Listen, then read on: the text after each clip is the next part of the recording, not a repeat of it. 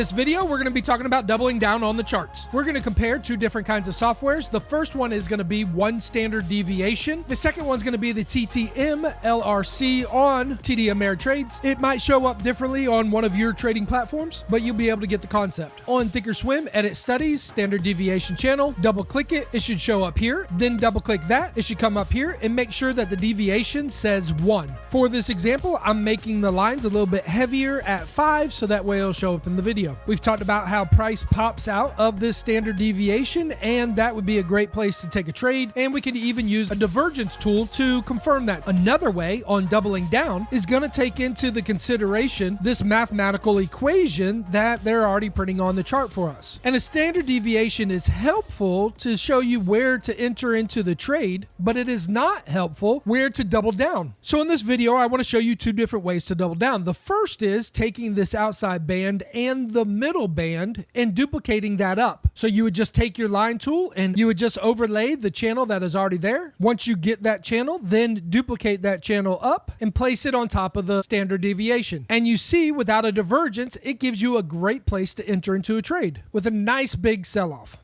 So yesterday we put out a call alert on Lulu, duplicate the top line, bring it down to the middle line, confirming that range, bring it up and rest it on top of the standard deviation. And to me, this was a great call because it was outside that line. We had a call on flow, duplicated that channel, brought it up onto top of the standard deviation, entered into the trade. Same with CYBE, trace, move it up. You see price came right to the top of that channel and started selling off. We see this happen over and over in the market. Price pops out of the standard deviation, duplicate that channel up, enter into the trade, and the trade goes down. Or move it to the downside, enter into the trade, and the trade goes up. Now, do understand that sometimes price keeps going higher. So now what? We're talking about doubling down. This would be your first entry, maybe based off of that channel, or you had a divergence. Then doubling down, you would just move that channel up, and you can see price came into that resistance and has started selling off. Another way for a trading strategy is, instead of using the top half of the channel to find price and then double down, duplicate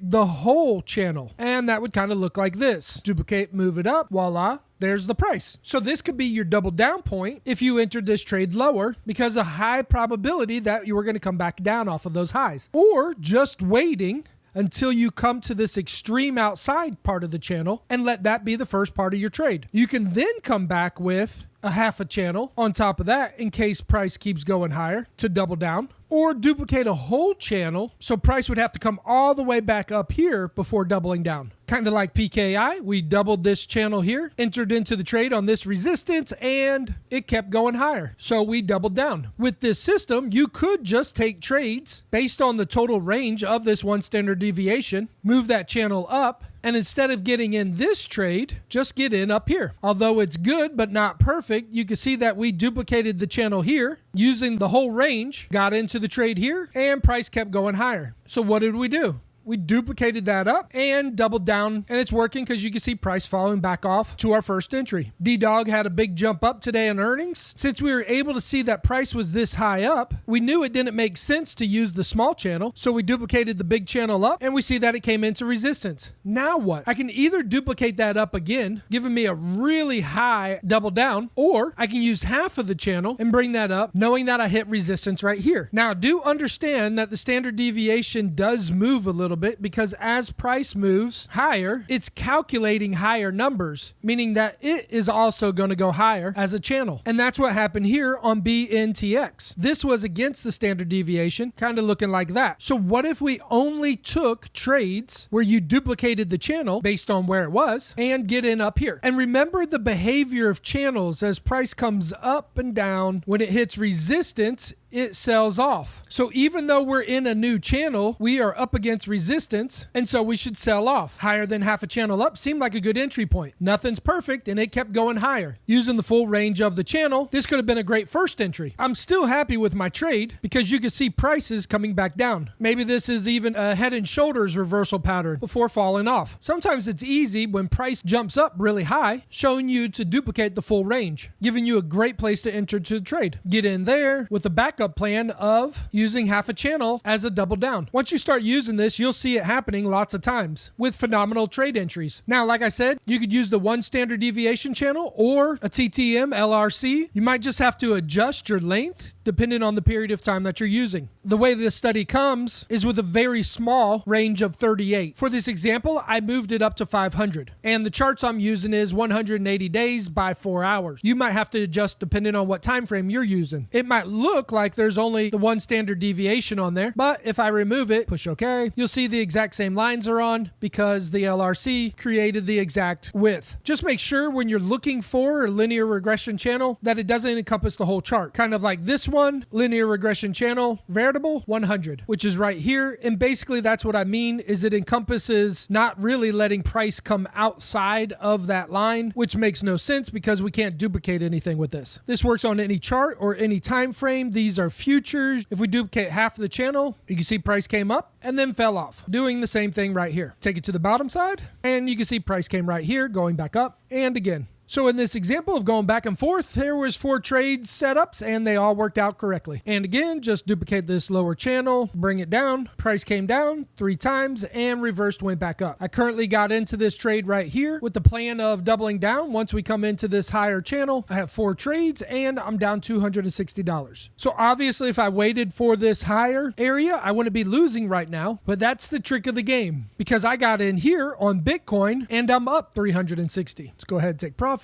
And that's what you're going to have to decide. Do you take a trade here, duplicate the channel down so that if it goes lower, you double down? If you take these outside trades of the standard deviation, a lot of times they work out great, but sometimes they don't, and you have to double down. And you have to be aware of this double down approach. Could be here or all the way up here before going in the right direction you're trading. Now to the biggest reason of doubling down, the money. If you double down because you duplicated the channel and you use an equal amount of money of your first contract at $100, then using the same amount of money, $100 on your second contract, if the first contract loses on a 1-to-1 ratio 100% and your second contract wins, then your portfolio didn't gain or lose any money.